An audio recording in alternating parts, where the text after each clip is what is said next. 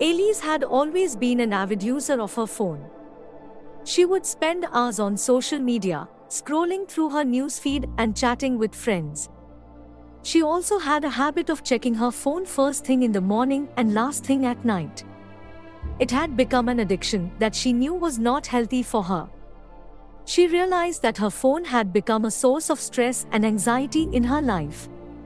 She would constantly check for notifications, emails, and messages, feeling like she was missing out on something important if she didn't stay connected. She knew she needed to make a change, but she didn't know where to start. One day, Elise decided she had had enough. She wanted to break free from her phone addiction and take control of her life again. So, she started researching and experimenting with ways to quit.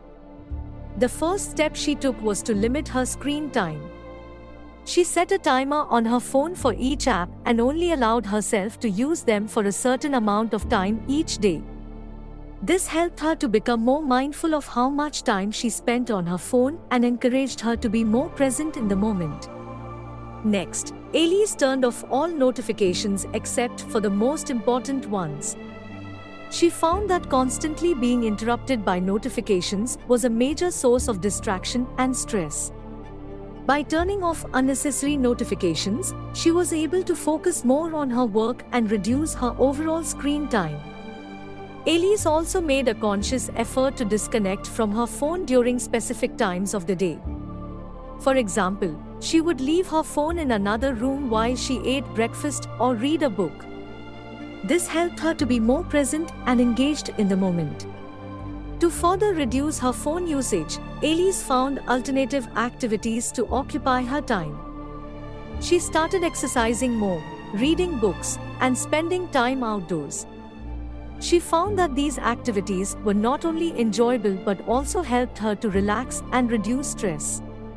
Over time, Elise began to feel more in control of her phone usage.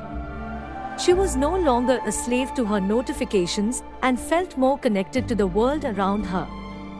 She also found that she had more time and energy to focus on things that truly mattered to her. In the end, Elise realized that breaking her phone addiction wasn't about completely cutting out her phone usage. It was about finding a balance that worked for her and prioritizing her mental and emotional well-being. She learned that by being mindful of her phone usage and making intentional choices, she could live a more fulfilling and balanced life. With a newfound sense of control and awareness, Elise was able to let go of her phone addiction and embrace a happier and healthier way of living.